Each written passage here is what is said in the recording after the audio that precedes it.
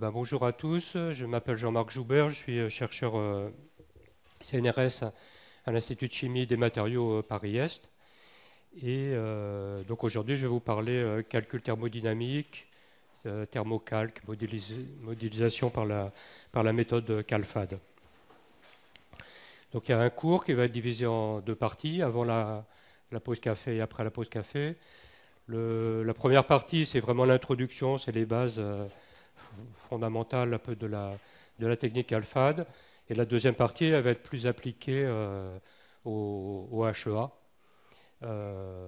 avec notamment la description de la base HEA et quelques exemples d'applications spécialement choisis dans le domaine des alloges à haute entropie. Voilà, et bien sûr, le cours il est complété par des TP qui auront lieu mercredi et jeudi. Un premier TP vraiment de base pour ceux qui n'ont jamais fait de calcul thermodynamique avec Thermocalc, qui est le logiciel qu'on a choisi. Et puis un deuxième TP, soit pour ceux qui auront suivi le premier TP et qui seront déjà un peu formés au calcul de base, qui va plus appliquer sur les HEA, qui va être un peu plus complexe. Voilà. Alors maintenant, vous faites tous des HEA et vous connaissez tous le besoin qu'on a de pouvoir prédire la microstructure d'alliage, d'autant plus qu'on va travailler dans des systèmes de plus en plus compliqués, hein, les systèmes HEA ayant au minimum 5 éléments, donc 4 variables de composition, plus la température, bien sûr, qui est aussi un paramètre qu'on peut ajuster. Et évidemment, toute cette complexité, elle impose que c'est quasiment impossible de réaliser des études expérimentales exhaustives dans un domaine de composition si vaste. Et donc, c'est l'intérêt d'une technique de modélisation qui va être capable, de manière rapide, de scanner un système entier, de savoir comment il se comporte vis-à-vis des phases présentes. Voilà. Donc, c'est là qu'arrive la méthode CALFAD. Il faut souligner que c'est la seule méthode capable d'obtenir des équilibres de phase dans des systèmes multiconstituants et ici, pour le coup, particulièrement complexes. Alors, le bon point de la méthode CALFAD par rapport à ça, c'est qu'en fait, quand on travaille avec, on s'aperçoit que la méthode fonctionne d'autant mieux qu'il y a plus d'éléments. Contrairement à d'autres méthodes qui marchent bien pour des petits systèmes et qui marche moins bien dans les grands systèmes. La méthode CALFAD, c'est un peu le contraire. C'est un peu que les petites erreurs qui peuvent être présentes dans les systèmes binaires et ternaires, en fait, elles vont un peu se diluer, s'annihiler quand on va aller dans les systèmes multiconstituants. Donc ça, c'est un truc qui nous arrange beaucoup pour les HEA. Donc c'est pour ça que la méthode est particulièrement bien adaptée. Et puis, dernier point, même si la méthode elle est semi-empirique, même si les résultats ils ne sont pas toujours parfaits, ils ne collent pas toujours parfaitement aux expériences, voilà, on doit faire avec, parce que, encore une fois, c'est la seule méthode qu'on a à notre disposition. Donc les calculs thermodynamiques qui sont effectués dans le cadre de la méthode CALFAD. CALFAD, c'est pour Calculation of Phase Diagrams. C'est une technique de calcul, de description, de modélisation des diagrammes de phase. Et puis le point très important, c'est que ce n'est pas seulement les diagrammes de phase, mais c'est toutes les propriétés thermodynamiques qu'il y a derrière les diagrammes de phase qui sont modélisées. Alors la modélisation, elle a lieu sur la base de la description des enthalpies libres, de la fonction de Gibbs G. C'est vraiment la fonction de base que l'on va chercher à décrire. Alors pourquoi ? Parce que le G, c'est la fonction d'état la plus appropriée pour étudier les équilibres chimiques. Notamment parce qu'à partir de la fonction G, si on suppose qu'on la connaît pour les phases en question, on peut tirer par toutes ces grandeurs dérivées tout un tas de paramètres ou d'autres fonctions qui sont particulièrement intéressantes pour les applications, pour les calculs, etc. C'est l'entropie, bien sûr, l'enthalpie, qui sont inclus dans la fonction de G. Des fonctions thermodynamiques très importantes comme la chaleur spécifique, mais aussi des choses un peu plus propriétés physiques, comme le volume molaire et évidemment le coefficient de dilatation, mais aussi les modules de compressibilité. tout ça, ça peut être inclus. Alors je ne dis pas que c'est nécessairement inclus, mais c'est des fonctions qui peuvent se dériver à partir des dérivés de G, soit par rapport à la température, soit par rapport à la pression, etc. À condition, bien sûr, que ça a été inclus dans le modèle. Hein. Alors, comment ça marche, un calcul d'équilibre de phase? Le truc tout bête que je montre toujours, c'est pour un élément pur. On va choisir le fer. Alors, on suppose qu'on a décrit les fonctions de G des 4 phases possibles pour le fer pur.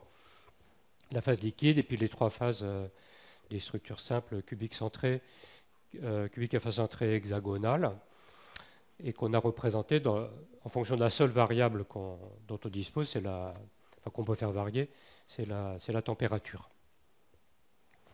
Alors ce qu'on sait, c'est que la phase qui va être stable, c'est la phase qui a l'énergie la plus basse. Donc on va chercher en fait la courbe en dessous, qui passe en dessous de toutes ces courbes-là. Alors bien sûr, on ne voit pas très bien avec cet état de référence ici. On va changer l'état de référence. En fait, on va tracer les différences entre ces 4 courbes-là, en choisissant comme état de référence la structure cubique centrée. Donc toutes ces courbes sont tracées par rapport à la courbe verte ici, qui a été mise à 0. Et là, on voit un peu mieux comment les courbes se croisent. Et puis, si on zoome, ici, on voit encore mieux comment les courbes se croisent. Donc, ce qu'on voit, c'est tout simple, hein, c'est déjà connu.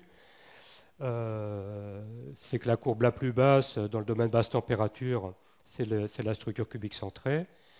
Dans un domaine intermédiaire ici, la courbe noire de cubique phase centrée passe en dessous.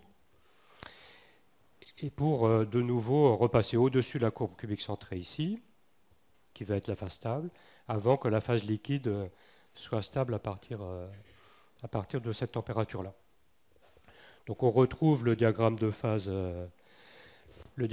du fer avec la ferrite alpha ici, la ferrite delta là, et la phase austénite entre les deux.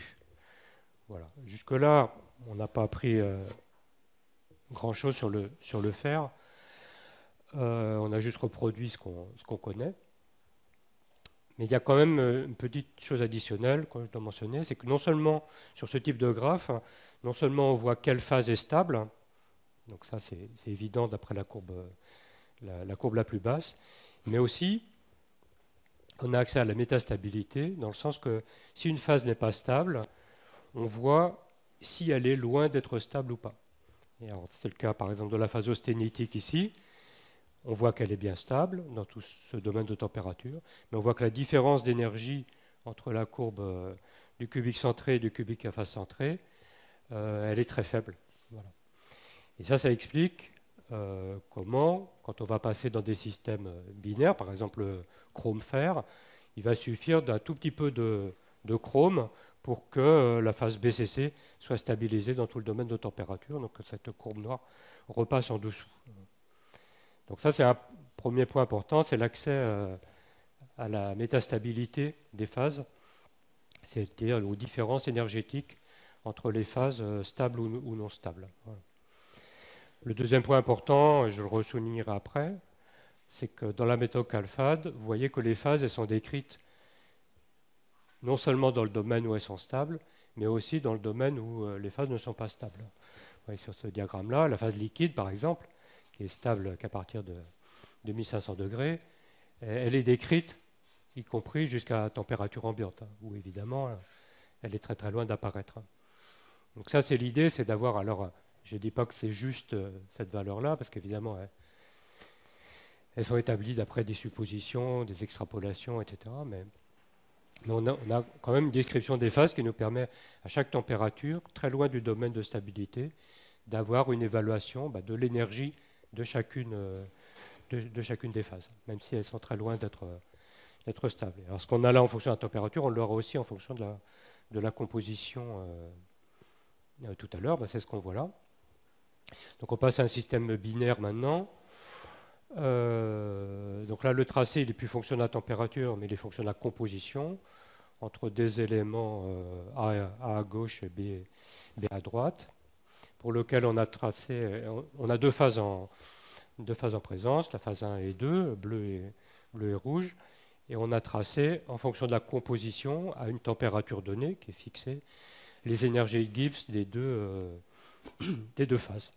Donc de nouveau, dans tout le domaine de composition. On voit qu'ici, pour l'élément A, c'est la phase rouge qui est stable, mais on a quand même une énergie pour la phase bleue.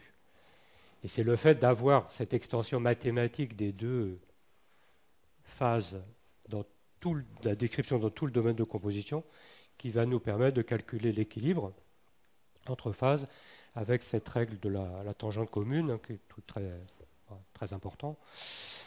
La règle la plus importante peut-être à connaître pour la méthodologie de calcul d'équilibre de phase.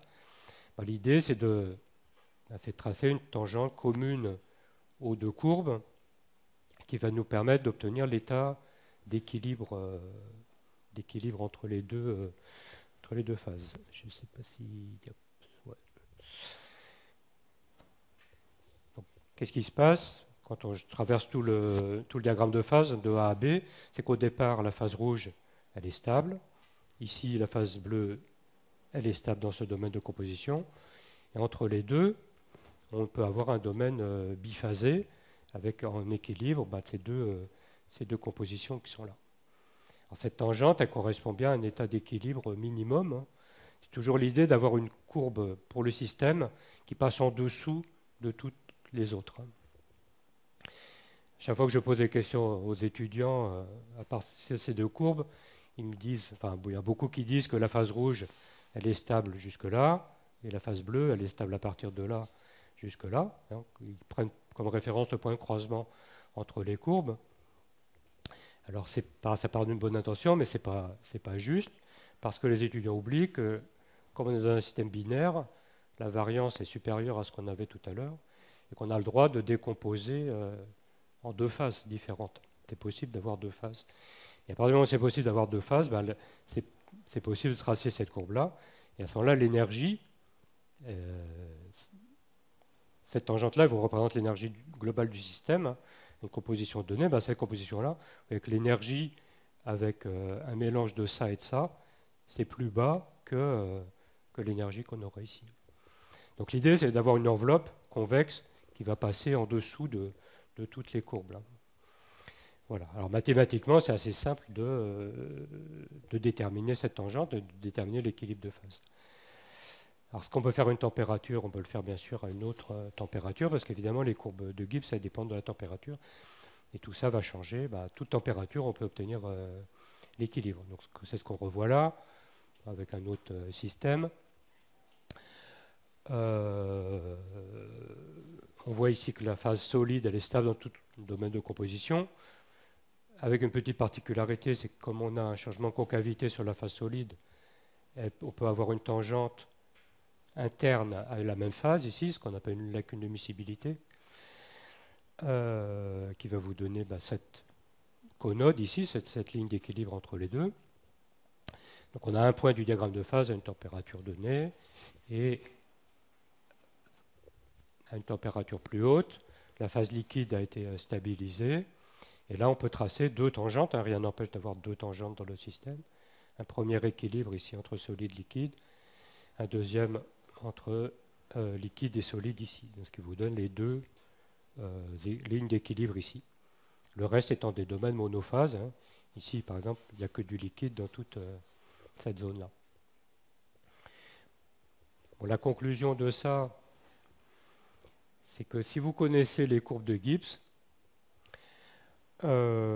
fonction des grandeurs thermodynamiques, qui peuvent être la température, la composition, éventuellement la pression, quand c'est pris en compte, vous êtes capable de calculer le diagramme de phase d'une part, mais aussi toutes les fonctions thermodynamiques, comme l'enthalpie du système par exemple, à partir de la description des courbes de Gibbs, comme je l'ai montré par avant.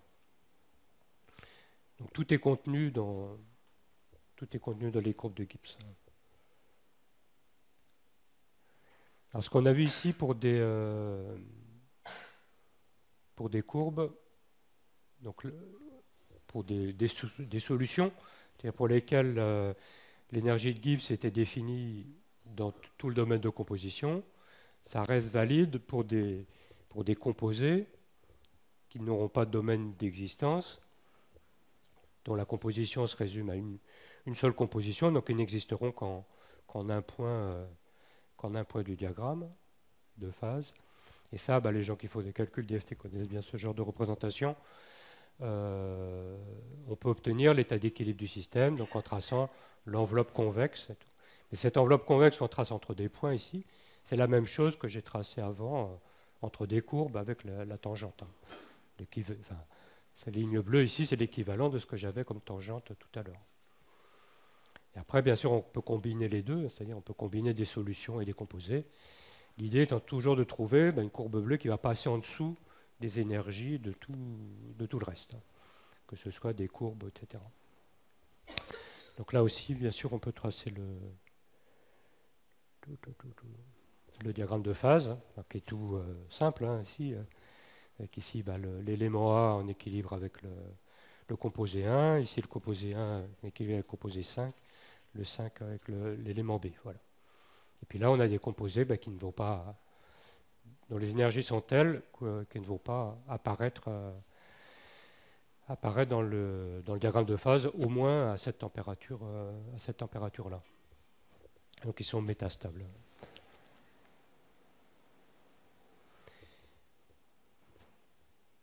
Alors, remarque, par rapport à la méthode en général, toutes les phases doivent être décrites dans le modèle. Vous voyez que pour obtenir ce diagramme de phase, il m'a fallu les énergies de tous les composés.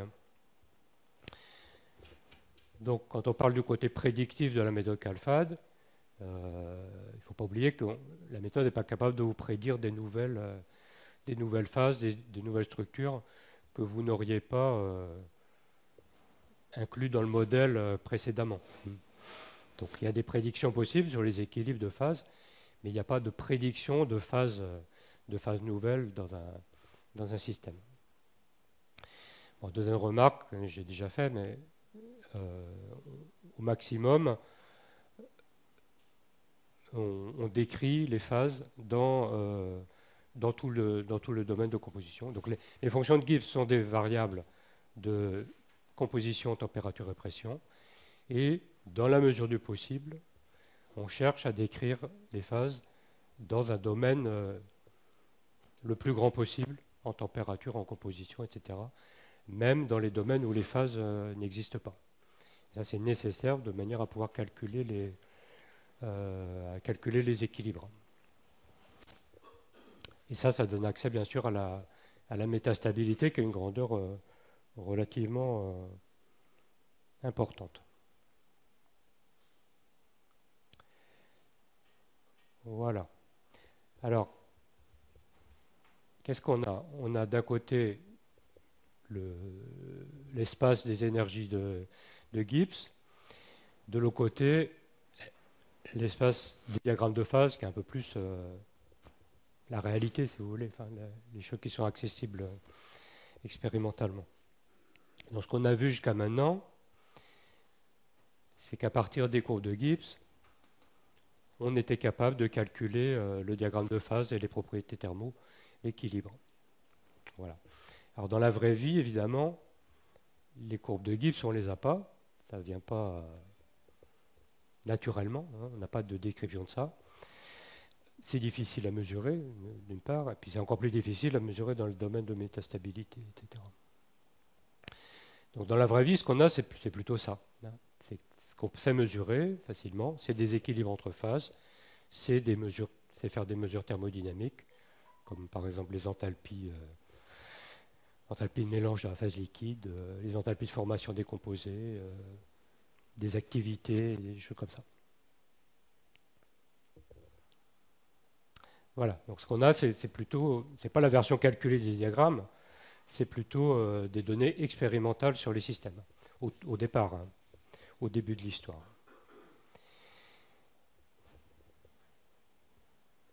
Donc le principe de la méthode CALPHAD, c'est de faire l'inverse au départ, c'est-à-dire de partir des données expérimentales ici, et d'appliquer des procédures, qu'on va appeler ça l'optimisation thermodynamique, qui va vous permettre, donc à partir des données, d'obtenir des modèles pour les énergies de Gibbs. Alors là, je vous parle de systèmes simples, hein, des binaires, typiquement des binaires, des ternaires éventuellement. Donc la base, vraiment la base de la méthode alpha, donc part des données expérimentales connues, et on fait ce travail d'optimisation, de mise en équation des énergies de Gibbs du système, telles qu'elles vont nous permettre par calcul de reproduire les données que l'on connaît. Donc c'est une procédure d'optimisation, d'ajustement, d'affinement, vous appelez ça comme multivariable, de fonctions mathématiques correspondant aux énergies de Gibbs, telles qu'on puisse reproduire les données expérimentales, par des techniques type moindre carré, etc., de manière à minimiser, à travers un modèle et des paramètres ajustables, les données qu'on connaît expérimentalement. Voilà. Alors une fois qu'on a fait ça pour un système, pour 2 systèmes, pour 3 systèmes, etc., donc dans typiquement un certain ensemble de systèmes binaires contenant un certain ensemble, formé à partir d'un certain ensemble d'éléments, on est capable de combiner ensemble les énergies de Gibbs décrites dans chacun du système. Par exemple, la phase liquide décrite dans le système AB, la phase liquide décrite dans le système AC, dans le système AD, dans le système BC, BD, etc. De marier ça, de combiner tout ça ensemble. Et à ce moment-là, ce qu'on va arriver à faire, c'est à construire une base de données qui va comprendre beaucoup d'éléments et beaucoup de systèmes qu'on a optimisés dans la première étape. Donc ça, c'est la construction d'une base de données. Donc, première étape, c'est optimisation de systèmes individuels. Deuxième étape, c'est combiner ces systèmes entre eux de manière à construire ce qu'on appelle une base de données dans le langage de thermodynamique. Et c'est seulement à partir de cette base de données-là que vous allez pouvoir repartir dans l'autre sens et cette fois-ci faire des calculs qui peuvent être dans des systèmes multicomposants, avec autant de composants que vous avez mis dans la base de données, et surtout qui sont cette fois-ci prédictifs. Donc vous voyez, c'est un peu cet aller-retour. Vous êtes parti des expériences dans les systèmes simples, vous avez optimisé, construit une base de données, et à ce moment-là, vous repartez dans l'autre sens, dans le sens calcul, et là, vous pouvez faire des calculs dans des systèmes complexes, multicomposants, pour lesquels, là, vous n'avez pas les données expérimentales. Donc, vous êtes parti des données expérimentales d'un système simple par un intermédiaire calculatoire pour revenir dans une prédiction dans un système multicomposant.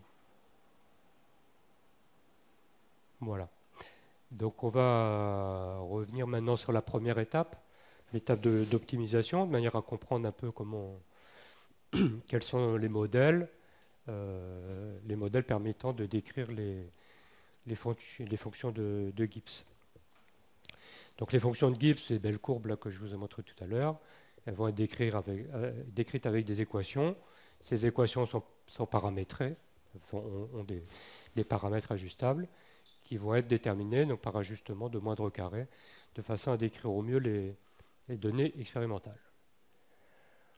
Alors, qui dit décrire au mieux les données expérimentales dit que, évidemment, il y a besoin de données expérimentales. On ne peut pas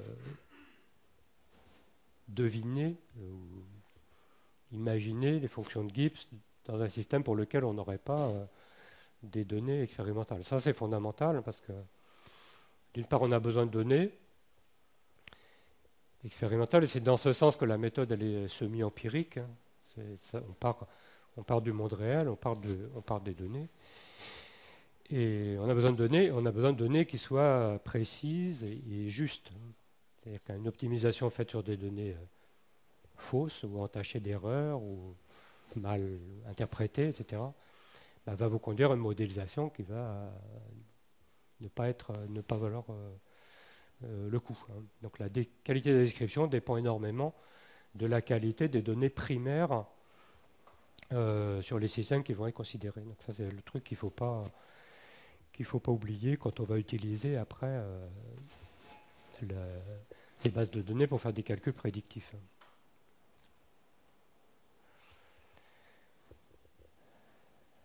Donc ça, c'était les données. Les modèles, ils vont être adaptés à chacune des phases. On va avoir des modèles pour les solutions, on va avoir des modèles pour les composés stoichiométriques, on va avoir des modèles pour les composés non stoichiométriques. On peut avoir des modèles différents pour les liquides. Il y a tout un tas de modèles qui peuvent être utilisés, adaptés à chacune des phases. Donc ça, c'est la façon de décrire mathématiquement les énergies de Gibbs.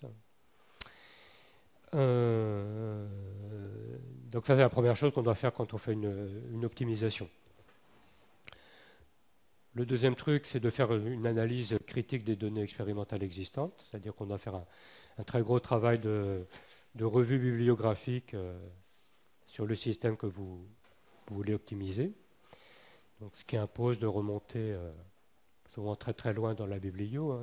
La plupart des diagrammes de phase, système classique de la littérature, c'est des choses qui ont été obtenues dans les années 50, 60, 70.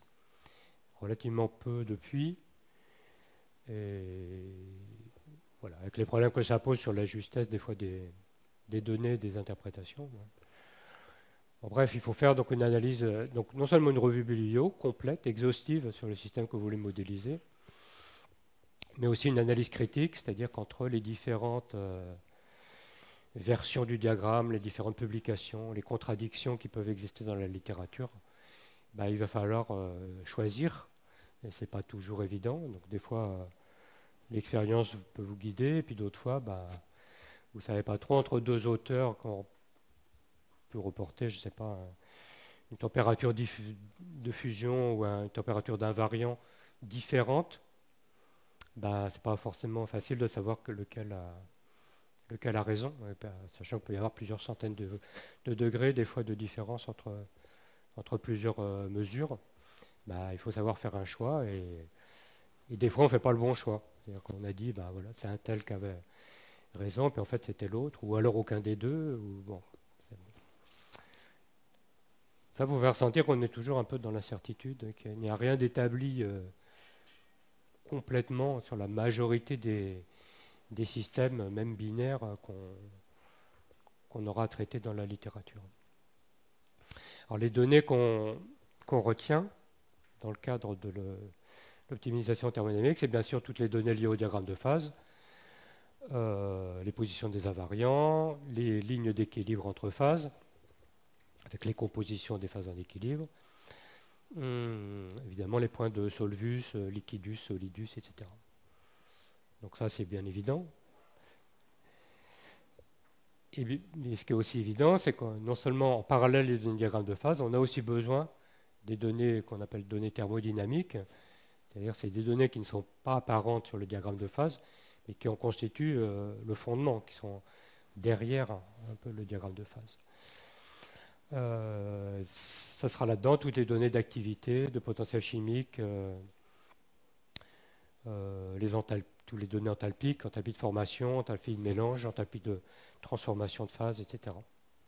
Donc tout ça, évidemment, c'est pris en compte et c'est nécessaire de les prendre en compte.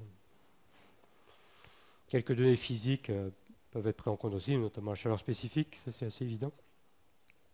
Aussi les données magnétiques pour les systèmes qui sont magnétiques, parce que le magnétisme est pris en compte dans le cadre de la méthode CALPHAT. Pour les éléments magnétiques, comme le fer, le nickel, etc. Et enfin, des données calculées, qui peuvent être prises en compte au même titre que les données expérimentales, notamment toutes les données issues du calcul de DFT. Alors, ce qui marche très bien, c'est de prendre en compte les enthalpies de formation, par exemple, de composés, calculées par DFT, de les introduire dans les modèles d'optimisation, exactement de la même manière que si c'était des données qui avaient été mesurées expérimentalement. Avec quand même un gros avantage pour la DFT, c'est la capacité de calculer des composés qu'on ne peut pas synthétiser parce qu'ils sont métastables. Donc, pas forcément un problème en DFT de calculer de tels composés. En revanche, expérimentalement, on n'a pas accès à ces données. Voilà. Ce qui se développe maintenant en plus, c'est les approches type machine learning qui vous permettent de aussi faire au-delà de la DFT, de faire une prédiction des enthalpies de formation de certains composés ou des enthalpies de mélange dans les solutions, etc. Voilà, donc on a des modèles, on a des paramètres, on a des données, et puis on procède par ajustement, l'affinement des paramètres du modèle jusqu'à obtenir le meilleur accord entre les données expérimentales choisies et leur reproduction qu'on peut faire par le calcul. Donc par un processus de minimisation type technique de moindre carré. Alors je vais proposer un exemple de modèle, parce que je ne voulais pas trop complexifier. C'est un peu le modèle le plus simple, le plus typique, c'est le modèle qui est adapté pour les solutions. Alors un peu tout type de solution, ça veut dire ça peut être le liquide, notamment dans les systèmes métalliques. C'est ce modèle-là. Après, pour des systèmes non métalliques, on utilise d'autres modèles pour la phase liquide, mais on ne va pas rentrer trop dans les détails. Donc la solution liquide, et puis aussi les solutions solides terminales, donc qui nous intéressent particulièrement dans le cas des HEA. Donc ça, c'est décrit par le même modèle. Donc on décrit l'énergie de Gibbs de la phase par la somme de 3 ou 4 termes différents qu'on va expliciter.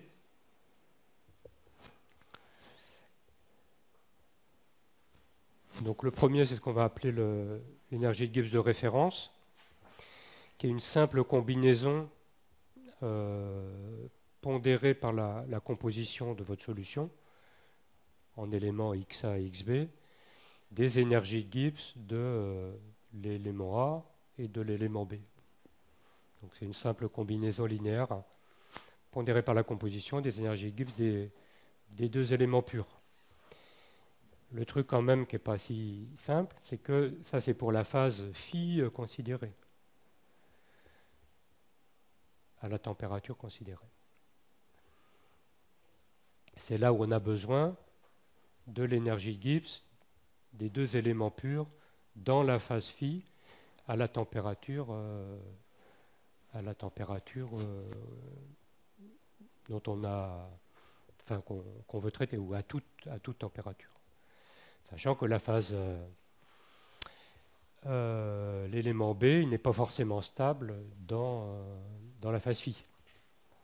Prenez chrome-nickel par exemple, vous voulez modéliser la solution solide cubique à phase centrée basée sur le nickel. Donc vous aurez ici la phase phi, ce sera la phase cubique à phase centrée. Vous aurez besoin du G, du nickel dans la phase cubique à phase centrée.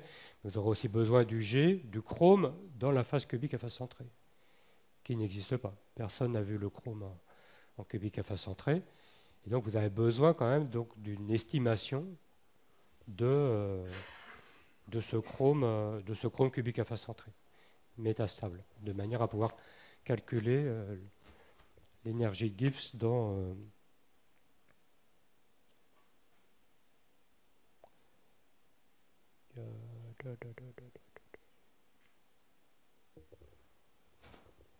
dans tout le domaine. Alors, si votre phase 2, si c'est nickel-chrome, si la phase 2, c'est cubique à phase centrée, donc ça, c'est le nickel cubique à phase centrée, mais vous avez besoin aussi du chrome ici, du chrome cubique à phase centrée qui va se situer ici et qui, évidemment, métastable, instable, etc. Qui n'aura pas. Ce que vous cherchez à décrire, c'est cette courbe rouge-là.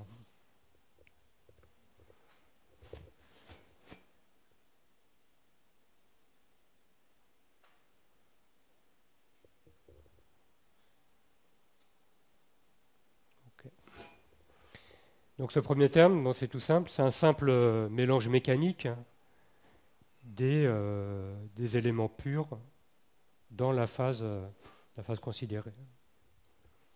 Et encore mélange, c'est pas encore le mélange, c'est que vous avez posé XA mol de A, XB mol de B, dans la même structure, vous avez posé ça sur la table sans encore faire le mélange. Alors le mélange, il est réalisé dans le deuxième terme ici, le terme configurationnel, ou qu'on appelle aussi terme idéal. Donc là, tient compte de l'entropie configurationnelle liée au mélange des deux constituants.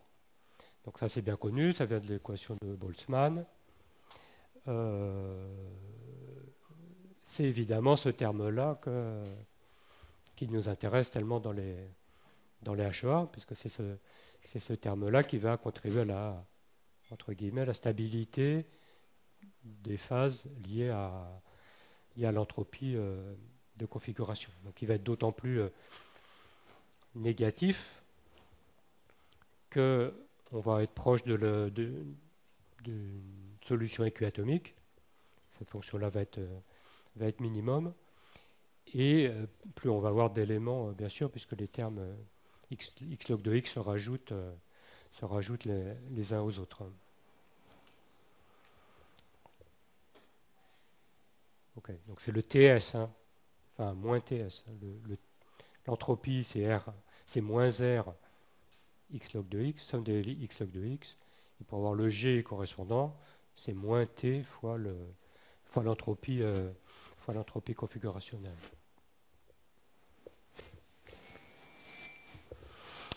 Donc ça, j'ai dit que c'était le terme idéal,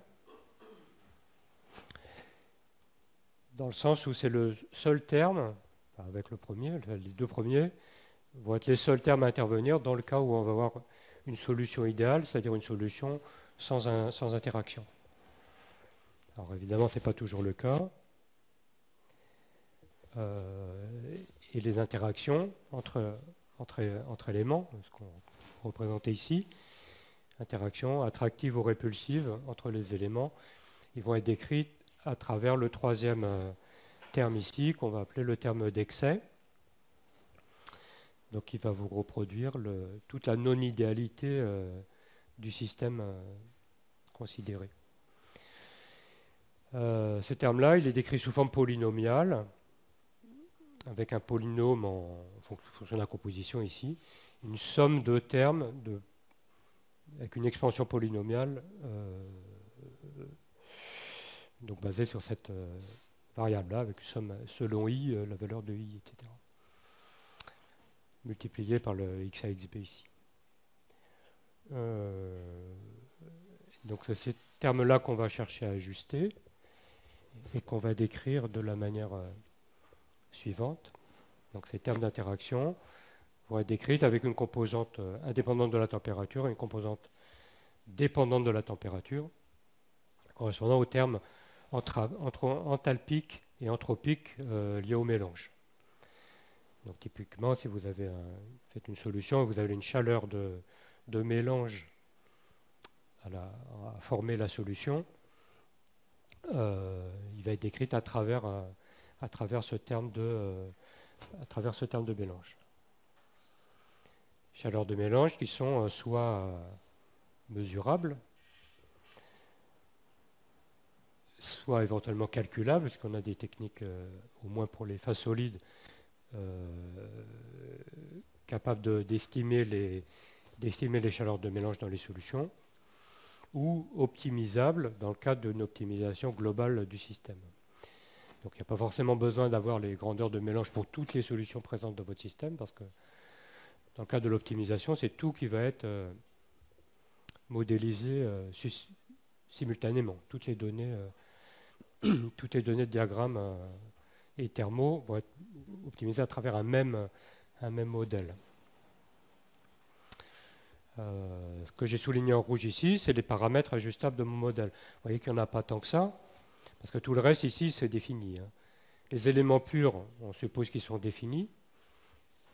Ils ont été optimisés, fixés, etc. dans les bases, surtout de manière à ce que tout le monde utilise les mêmes. Le terme idéal ici, il ne dépend d'aucun paramètre, il ne dépend que de la composition. Donc pour chaque composition, vous êtes capable de le calculer.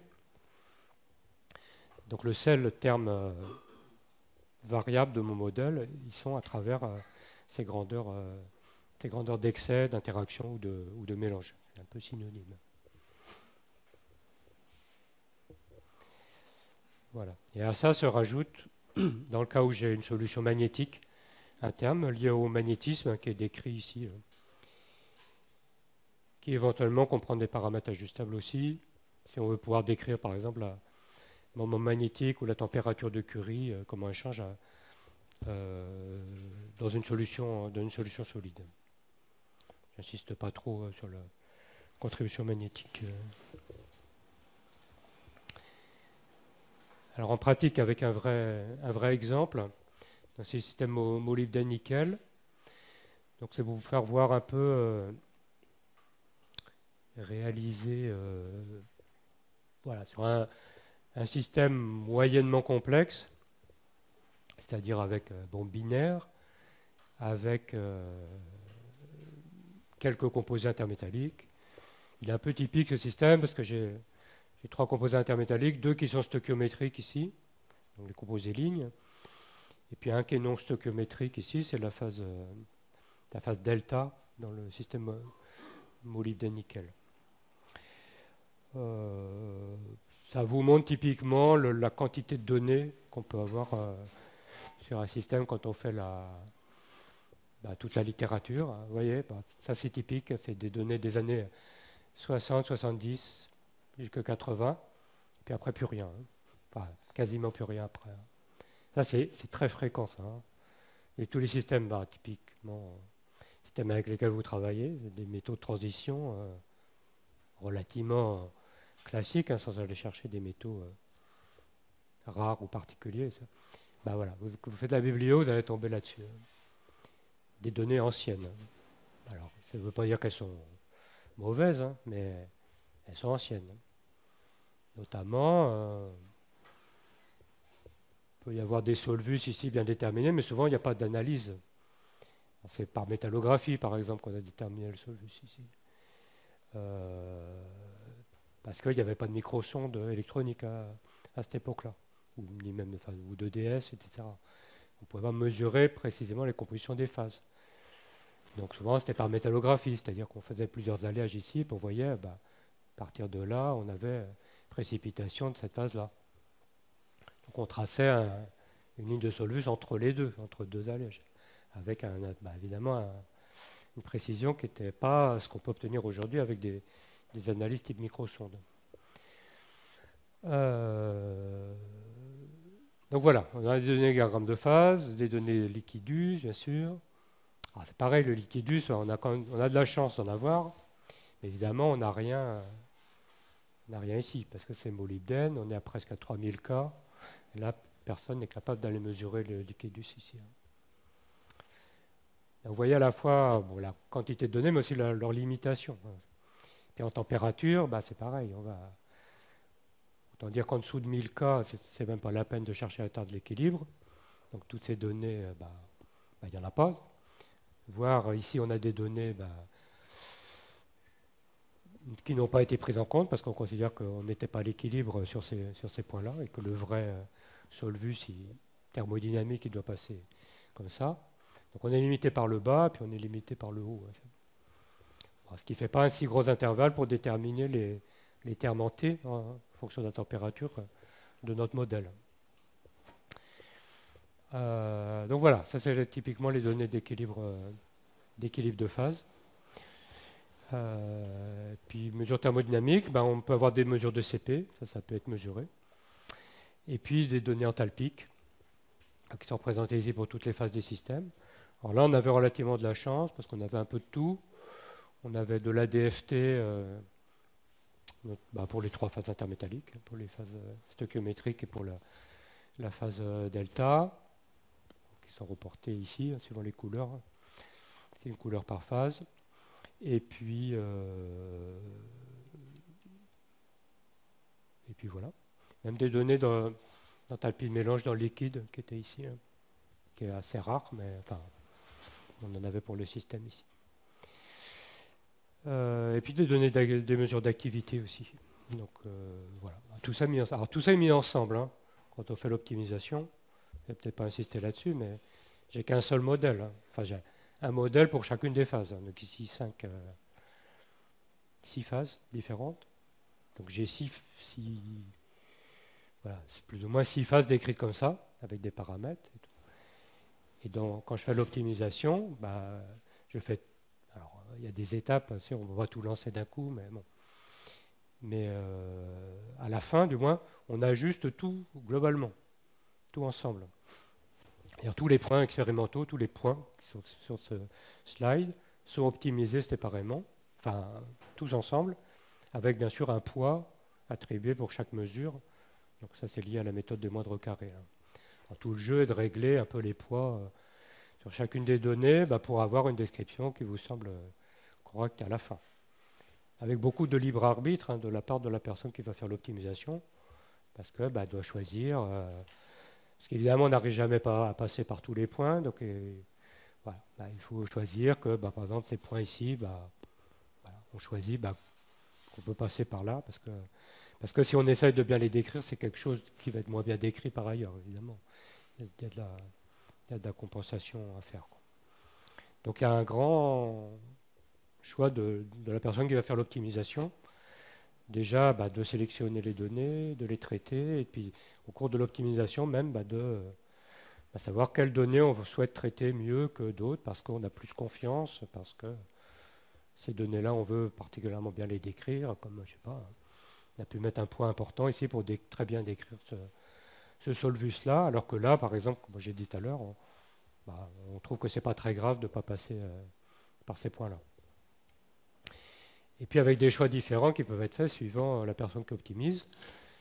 Parce que, alors je ne sais pas si on voit très bien, mais l'assessment, l'optimisation précédente ici, qui était faite par Zhu, lui, il avait fait des choix différents.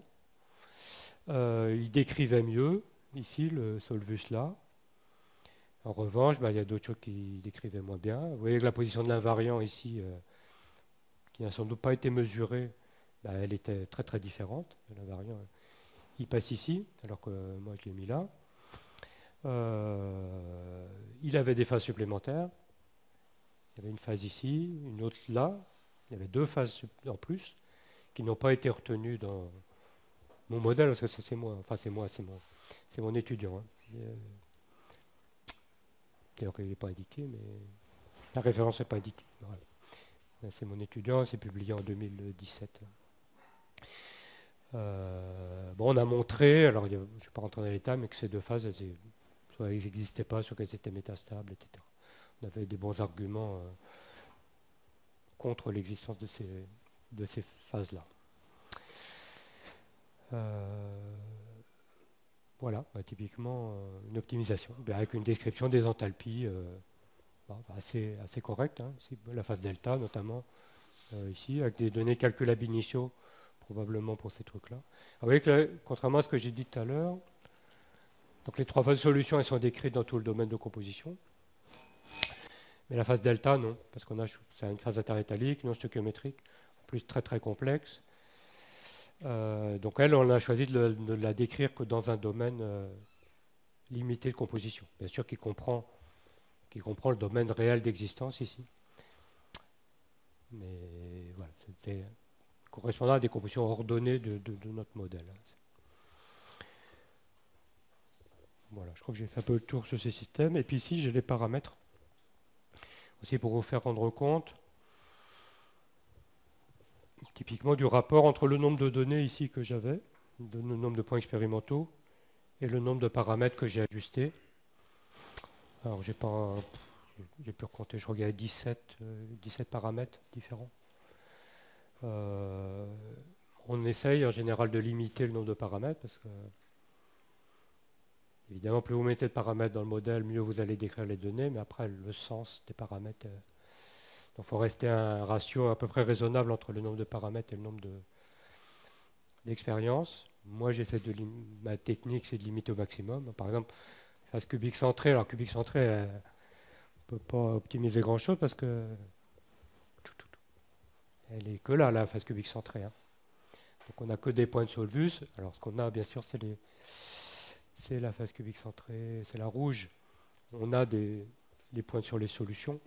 Ça, c'est des points calculés hein, par technique SQS, par exemple, pour les techniques de DFT, vous permettent d'estimer l'enthalpie de mélange. Malgré tout, voilà, j'ai mis qu'un seul paramètre ici, hein, qui nous permet de décrire ces courbes enthalpiques, et non dépendant de la température. Voilà. La phase FCC, il y en a deux. La phase liquide, il y en a deux aussi. Alors, la phase delta est plus complexe, mais on avait les données DFT. Il faut décrire la non-stoichiométrie et tout, c'est un peu, le modèle est plus compliqué. Et puis les composés stoichiométriques, ben, ils ont juste une enthalpie de formation et une entropie de formation.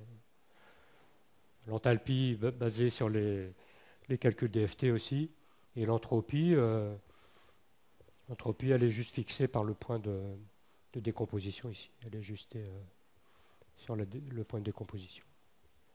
Connaissant l'enthalpie, vous pouvez déterminer l'entropie par les points de transformation. Oui, bien sûr, oui. Quel est le poids que tu as tendance à mettre sur des résultats DFT par rapport à des résultats expérimentaux? Parce que DFT, c'est pas toujours... Non, mais les expérimentales non plus. Donc, non, ben, honnêtement, elles sont traitées pareil, quoi. Voilà. Après, ça dépend des systèmes, etc. Des fois, il peut y avoir des résultats DFT en contradiction. Alors là, évidemment, c'est pareil, c'est comme pour l'expérience. Il faut choisir ou ne pas choisir. On va laisser le modèle libre et puis voir a posteriori quelle valeur coller le mieux. Mais sinon, non, il n'y a pas trop de différence.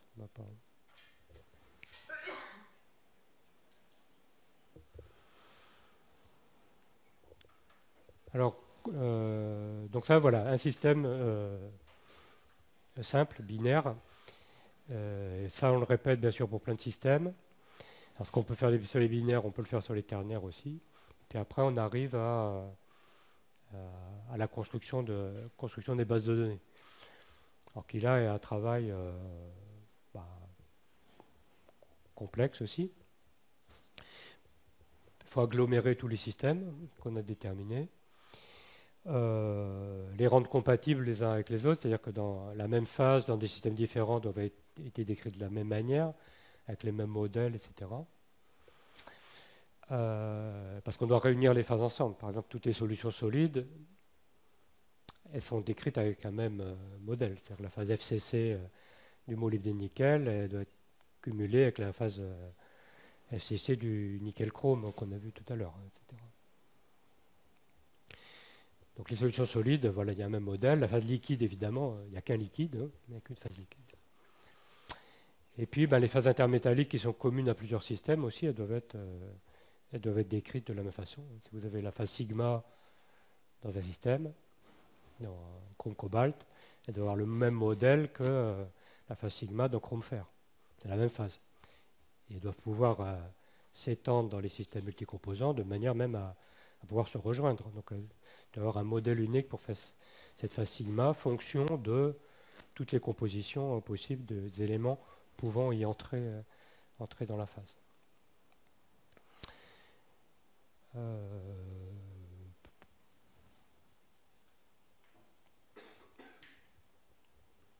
Voilà. Alors ça c'était un peu les binaires. Alors comme pour les ternaires, on peut rajouter des paramètres, décrivant les interactions ternaires, les interactions à trois corps dans les solutions composées, dans les solutions. Et puis, bien sûr, ça arrive relativement fréquemment qu'il y ait des phases purement ternaires, donc des phases qui n'existaient pas dans les binaires et qui apparaissent dans le ternaire. Donc là, il va falloir les rajouter, bien sûr, dans notre modèle. Donc au niveau des ternaires, les ternaires sont importants. En revanche, on le redira tout à l'heure, mais en revanche, au-delà du ternaire, on arrête. On a, alors, sauf exception un peu rarissime, mais on n'a pas de paramètres d'ordre quaternaire dans les bases de données. Elles sont projetées uniquement à partir des systèmes binaires et ternaires.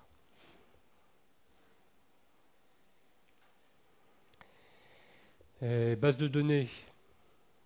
Donc on construit base de données. Alors qui c'est qui fait ça? En général, c'est les compagnies. Alors, autant les optimisations, ça c'est un peu du travail de labo, de chercheurs. Ben, moi j'en fais pas mal, enfin, moi mes étudiants, d'optimisation comme ça de systèmes binaires individuels. Dans quelques cas, on va jusqu'à la construction de bases de données, mais c'est des bases relativement limitées en nombre d'éléments. On a construit par exemple une base sur le zirconium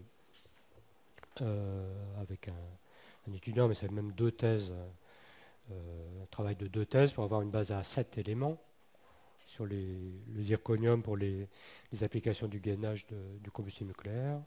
Julien qui est là a construit une base de données centrée sur l'hydrogène, mais là aussi avec un nombre limité d'éléments. Et donc pour arriver à des bases suffisamment conséquentes pour pouvoir être utilisées par tout le monde, etc., ben, il faut une force de frappe un peu plus importante que ce qu'on a au labo. Donc là, ça revient du domaine du privé, des compagnies, comme Thermocal par exemple, c'est qu'un exemple, hein, qui vont constituer des bases beaucoup plus importantes, avec jusqu'à 20 et quelques éléments différents. Et bien sûr les vendre, parce que évidemment, c'est pas gratuit, c'est beaucoup d'investissement. Voilà, donc là, c'est une liste pas exhaustive des bases de données qui existent dans la littérature. Alors évidemment, comme les compagnies les vendent, il faut que ça intéresse les gens, donc ça va être sur des alliages qui intéressent, typiquement les aciers, les super alliages de nickel. Voilà. Et puis, bon, je sais pas, ça peut être les alliages légers, après des choses sur les céramiques, des choses un peu plus spécifiques, etc. Et puis, depuis quelques années, bien sûr, il y a une base qui est vendue sur les alliages à haute entropie. Oui. Ces boîtes privées, elles font compulser les résultats de la littérature, ou est-ce qu'elles font aussi des expériences ou des Alors, pour piloter ce système? elles ne font pas d'expérience.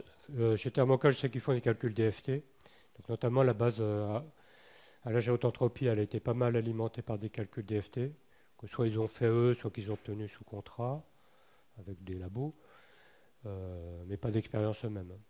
Donc là, alors ils font des optimisations eux-mêmes, où ils reprennent des optimisations de la littérature, qui réajustent, notamment pour homogénéiser les descriptions des phases, par exemple. Donc ils font un certain travail d'optimisation.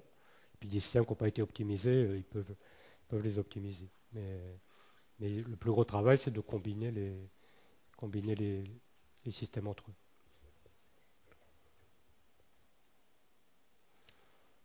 eux. Voilà. Qu'est-ce qu'il y a dans une base commerciale? Alors là, j'ai pris l'exemple de la base TCNI, la base super alliage nickel. On verra tout à l'heure la base HEA, on ira plus en détail dedans. La base nickel, il y a 31 éléments dedans, c'est énorme, hein, qui sont listés ici. En gros, tous les éléments possibles qu'on peut mettre dans des super alliages base nickel. Alors, ce qu'il faut absolument, et je le répéterai, mais aller regarder, c'est quels systèmes ont vraiment été optimisés dans la base. Ce n'est pas le tout d'avoir des éléments dans une base, mais il faut savoir ces éléments et les systèmes associés, comment ils ont été pris en compte, est-ce qu'ils ont été décrits. Concernant les binaires, c'est pas si mal, on a 92% des binaires qui ont été décrits dans la base de données. Je ne sais pas si on va aller dans le détail, mais les carrés blancs, c'est ceux qui n'ont pas été pris en compte. Et puis il faut aller voir les ternaires aussi.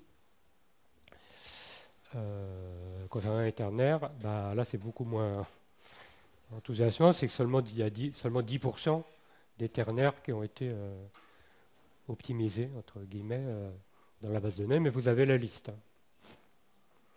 Donc hors de ces 10%, il ne faut pas trop s'amuser à faire des calculs de ternaires s'ils n'ont pas été optimisés. Parce que là, le résultat, il ne va pas coller. Alors évidemment, les systèmes qui ont été décrits, c'est les systèmes important pour l'application superalliage nickel. Typiquement, ça va être des ternaires basés sur le nickel. On peut supposer que des ternaires avec 3 éléments qui ne contiennent pas le nickel ne vont pas avoir une influence grande sur le calcul de superalliage. Donc c'est un peu la question que souvent les gens posent quand ils arrivent, enfin, décollent la maison Calfad. C'est mais pourquoi on ne fait pas des bases capables de tout calculer, quoi? Pourquoi se limiter? Pourquoi? C'est parce que c'est beaucoup plus avantageux de focaliser les bases sur un seul élément que d'avoir une base capable de tout faire. Parce que ça limite le nombre de systèmes à optimiser pour un nombre d'éléments donnés dans la base. Et puis il n'y a pas d'intérêt industriel à avoir une base universelle. D'une part, d'un point de vue commercial, c'est plus avantageux de vendre une fois la base fer, une fois la base nickel, une fois la base HEA, que d'avoir une base capable de tout faire d'un coup, que vous ne vendrez qu'une fois. Et puis c'est aussi que, par rapport à l'application même, les gens qui achètent la base nickel, et c'est pour calculer les superalliages de nickel. Ils n'ont pas... si c'est un industriel, si c'est Safran, ou je ne sais pas, ils s'intéressent au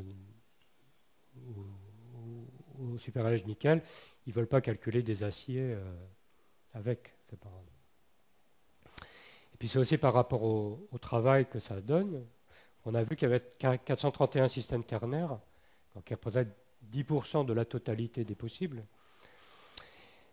Et ces 431 systèmes dans une base qui a 31 éléments. En fait, si vous vouliez avoir optimisé tous les ternaires, en fait, votre base, elle n'aurait que 12 éléments. Quoi. Il y a 431. En fait, c'est 4. Je ne m'explique pas, mais une base à 12 éléments, elle contient 455 ternaires. Donc vous avez le choix, en gros, si vous avez un certain temps pour optimiser 450 éléments, 450 systèmes, vous avez le choix d'optimiser une base à 31 éléments et pour lequel vous avez sélectionné les systèmes, centrés sur le nickel typiquement, ou alors optimiser tous les systèmes ternaires, mais à ce moment-là, vous n'aurez que 12 éléments dans votre base de données. Quoi. Donc voilà, c'est un peu question où est-ce qu'on met les forces. Est-ce qu'on préfère rajouter des éléments dans une base ou avoir une optimisation, une prédiction qui va être meilleure dans un système à un plus grand intervalle de composition.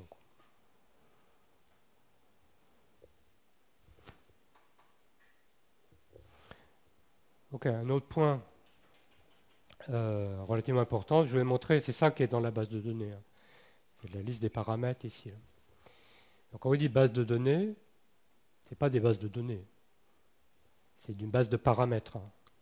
C'est-à-dire ce que vous achetez, et encore vous ne les voyez même pas les paramètres parce que la base elle est cryptée, donc vous ne voyez pas ces paramètres, mais ce qu'il y a dans la base de données, c'est des paramètres, c'est des nombres comme ça. Les données elles-mêmes, les données primaires, tous mes points de mes diagrammes molybdène-nickel de tout à l'heure, ils sont disparus dans l'histoire. Hein.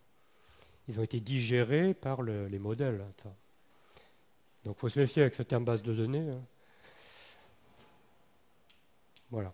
Et on n'a pas les paramètres non plus parce que c'est crypté. Voilà.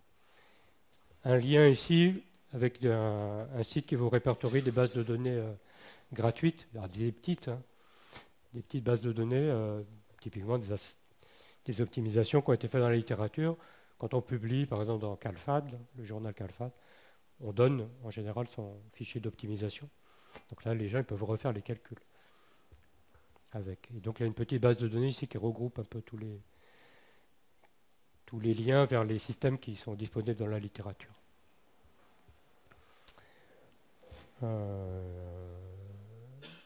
Ok, alors finalement, comment ça marche maintenant? C'est-à-dire que j'ai construit ma base, donc j'ai optimisé mes systèmes, je les ai groupés ensemble, j'ai construit une base de données. C'est-à-dire que maintenant, je voudrais faire des calculs dans un système multiconstituant, 5 éléments, 10 éléments, etc. Donc là, on va passer à ce qu'on appelle l'extrapolation. C'est-à-dire comment, à partir d'une base de données, on peut faire les prédictions. Alors, ce qu'il faut retenir, c'est qu'il y a deux prédictions, deux types de choses qu'on entend par extrapolation, qui sont radicalement distinctes.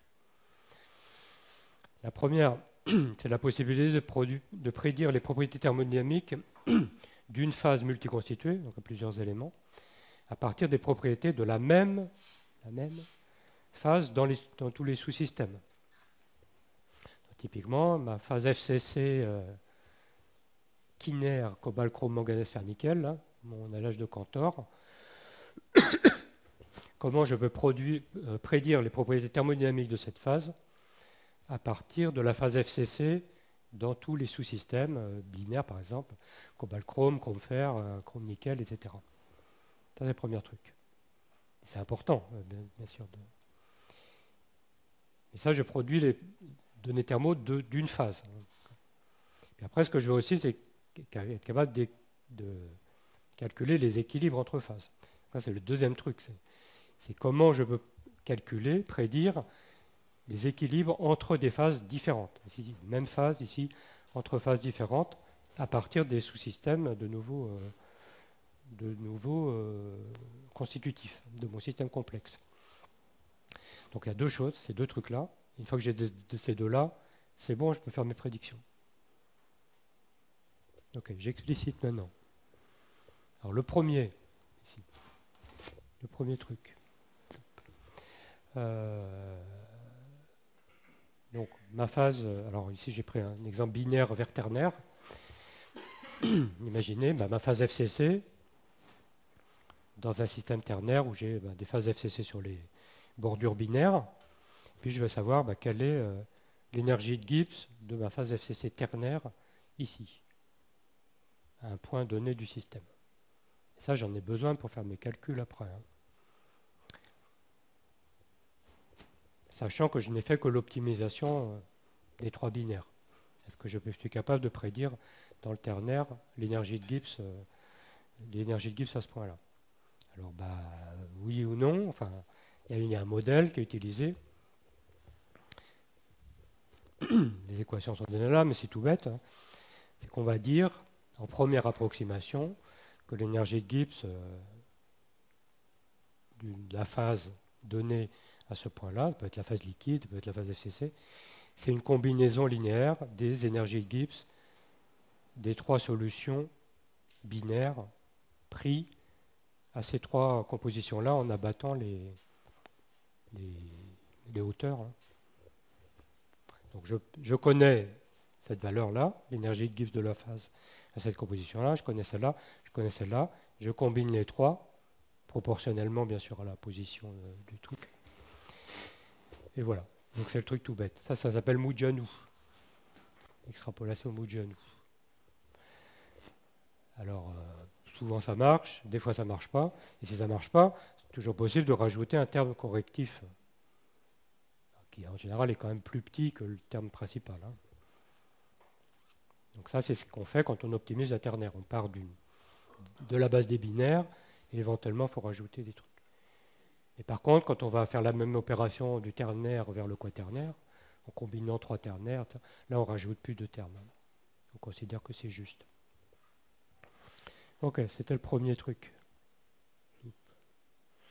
Alors le deuxième truc maintenant, deuxième type d'extrapolation, maintenant c'est des phases distinctes.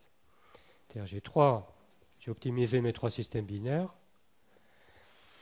Ici, dans un exemple, niobium, nickel, zirconium, c'est trois binaires constitutifs. La question, c'est est-ce que je suis capable de prédire les équilibres de phase dans le ternaire en regardant mes trois binaires? Ça, c'est la grande question qu'Alphade. Alors, oui et non, c'est-à-dire en les regardant, non. Il ne suffit pas de les regarder. Par contre, si vous avez la thermo, c'est là où est l'importance de la thermo. C'est pour ça que la méthode qu'Alphade couple diagramme de phase et thermo qui est derrière en fait ça, qui est derrière ça. Si vous avez la thermo, oui. Alors oui, démonstration. J'ai repris un peu, j'ai simplifié un peu le système.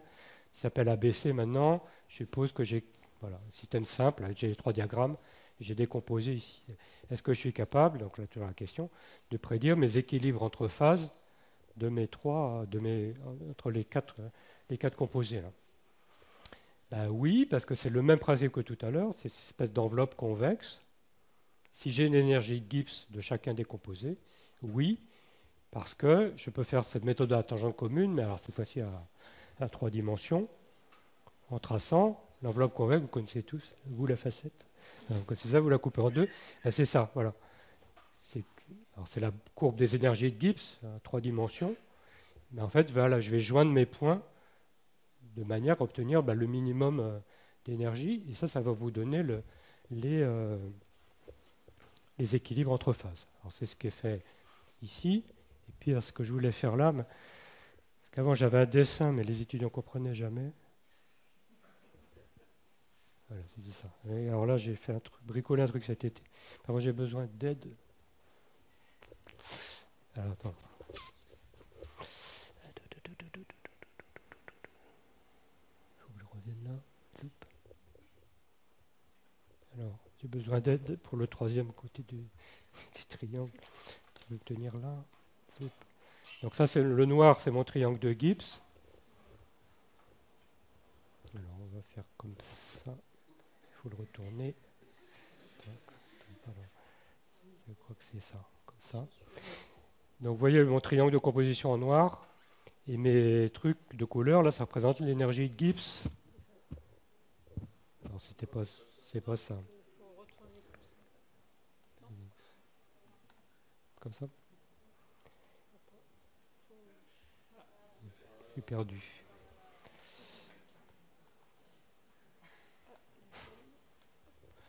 Voilà. Donc de mes composés, etc. Donc la longueur des fils correspond à l'énergie de Gibbs de ça. Et celui-là au milieu. Voilà. Donc est-ce qu'on est capable de prédire l'équilibre de phase entre mes trois phases? Ben oui. Oui, parce qu'on voit que ces deux-là, voilà, ils sont très stables, parce qu'ils ont une énergie de Gibbs très négative. Donc on va avoir une ligne ici entre ces deux-là. Donc ma boule à facettes, là, elle passe comme ça.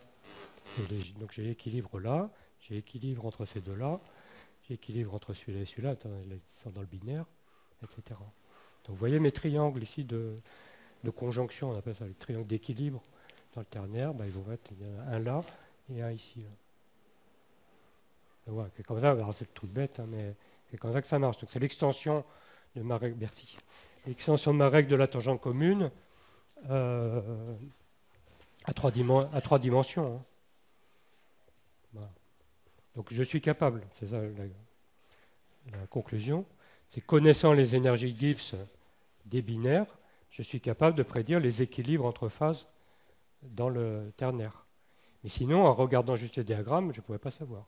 Ça aurait très bien pu être le bleu qui est en équilibre avec le noir. Donc ce qui est là dans mon système avec couleur, je peux très bien le faire dans mon système là qui est plus compliqué. Parce que là, il y a plein de phases intermétalliques ici, stoichiométriques. Ici, il n'y a que de la solution. Puis deux phases intermétalliques ici. Donc je peux faire de la pure prédiction. Et à une température donnée, connaissant les énergies de Gibbs de chacune des phases. Alors bien sûr, en supposant que je n'ai pas des composés ternaires à apparaître, parce que là, je ne les ai pas dans mon modèle, donc ils ne peuvent pas être décrits, je peux prédire toutes mes lignes d'équilibre, donc les conodes dans mon diagramme. Et alors évidemment, je choisis un exemple qui marche, mais je compare avec la section expérimentale, qui n'a pas été prise en compte dans mon modèle. Ici, j'ai pris que les trois binaires. Et ça marche parfaitement. Alors ça marche parfaitement parce que je n'ai pas composé ternaire et parce que je n'ai pas des extensions ternaires des phases binaires. Que sinon, s'il y avait une énorme solution ici basée sur ce composé, ça changerait bien sûr le temps. Mais sinon, moyennant ces deux conditions, c'est extraordinaire, mais ça ne peut pas être autrement. Parce qu'il n'y a pas d'autres paramètres dans mon truc.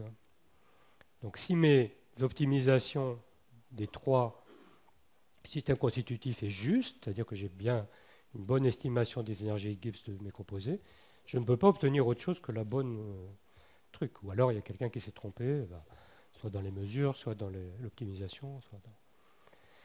Donc le fait d'avoir le paysage énergétique caché derrière les systèmes binaires, ben, ça vous implique, si c'est juste, d'où l'importance d'avoir non seulement bien décrit le diagramme de phase dans mon optimisation, mais aussi les énergies décomposées. Ben, si c'est juste, l'extrapolation vers le ternaire, elle ne peut être que juste. Donc ça marche nécessairement, moyennant les conditions que j'ai citées. Ben voilà, ben ça c'est la base de la méthode alpha. Ça doit marcher, moyennant qu'on ait pris que les sous-systèmes soient bien décrits et que toutes les phases soient décrites. Parce qu'évidemment, vous avez une phase ternaire là, il faut la prendre en compte. Mais si je l'ai pris en compte, ben, ça doit marcher, etc. Et puis, alors, ce qui marche, là j'ai un peu de la chance, de binaire vers ternaire, ça va marcher d'autant mieux quand on va faire ternaire vers quaternaire vers quinaire, etc. Quand on va aller vers le multiconstituant. Parce que un peu les erreurs s'annulent.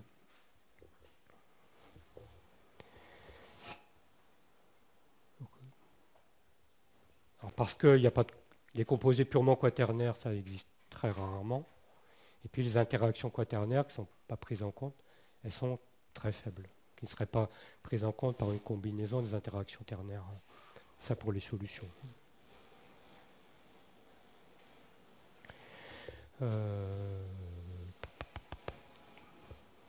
Voilà, donc l'intérêt, c'est pour les multicomposants. Évidemment, ça demanderait trop de travail, etc. Et le fait est que ça marche, alors on verra des exemples dans la deuxième partie. Et les défauts, c'est-à-dire quand ça ne marche pas, en général, ça vient plutôt du fait que les systèmes de base n'ont pas bien été décrits que par les défauts de l'approximation en elle-même qui est faite, en général. Voilà, bon, c'est typiquement les diagrammes tels qu'on peut calculer. C'est une coupe isoplète dans un système très complexe à base d'aluminium, etc. Évidemment, faire la détermination expérimentale de ça, c'est pas possible à ce niveau de détail. Donc c'est là où on est limité, on est obligé d'utiliser les techniques de calcul. Voilà, solidification, ça on reverra dans les TP, etc. Je conclus cette première partie. Donc, on est parti des descriptions de système. On a fait de la prédiction, de description à la prédiction. Et puis après, de la prédiction, on peut aller vers l'optimisation. C'est-à-dire que, alors ça, je n'ai pas abordé, mais si on est capable de prédire, on est capable d'optimiser. C'est-à-dire si vous recherchez un alliage qui aura telle propriété, telle microstructure, etc., vous êtes capable, alors, en faisant beaucoup de calculs, en faisant des boucles, etc., mais d'utiliser ces capacités prédictives de manière à faire du design d'alliage, de faire de la prédiction, de l'optimisation d'une microstructure donnée. 3 mots sur les logiciels. Tout le monde connaît Thermocalc, mais évidemment, ce n'est pas le seul logiciel qui existe. Il y en a d'autres dans la littérature, notamment Pandat, qui est assez bien positionné, qui a une base aussi HEA, mais je ne sais pas du tout ce qu'elle vaut. Voilà. Ce qu'il faut bien distinguer aussi, c'est le logiciel. Alors, c'est la méthode du logiciel, c'est la méthode CalFAD, le logiciel Thermocalc ou autre. Et puis, le troisième truc, c'est les bases de données qui sont aussi à la fois distinctes, mais aussi associées avec le logiciel, parce que, évidemment, la base de données que vend Thermocalc, vous ne pouvez pas l'utiliser avec un autre logiciel. Et puis, dernier mot, on en reparlera un tout petit peu, mais au-delà de la description thermodynamique dont j'ai parlé, sur le même principe, on peut inclure les données thermocinétiques et puis faire des calculs de diffusion qui tiennent à la fois compte des termes de mobilité, mais aussi des forces motrices thermodynamiques. Donc ça tombe bien qu'on les ait. Voilà. C'est Dictra. Pour la diffusion, Prisma, c'est le logiciel associé avec Thermocalc.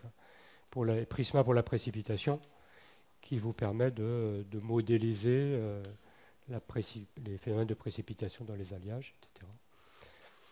Donc ça, c'est des logiciels un peu compagnons ou associés à la thermodynamique pure.